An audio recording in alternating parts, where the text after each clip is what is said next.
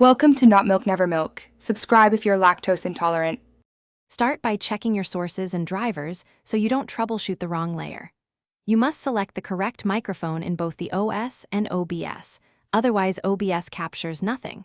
Once done, update or reinstall your audio drivers and restart OBS to clear device locks. Make sure Windows and OBS use the same sample rate, 44, 1 or 48 kHz, because mismatches cause crackle or silence. These actions fix most basic capture issues fast. Now refine OBS itself.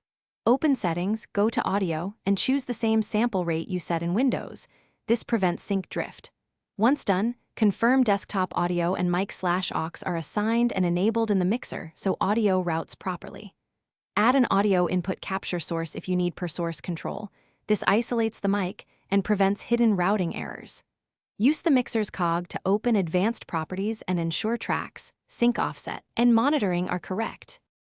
Finish by testing and tuning. Speak while watching the mixer meters. If levels are low, boost gain with filters or your device. Once done, add a noise gate or compression to control background and peaks.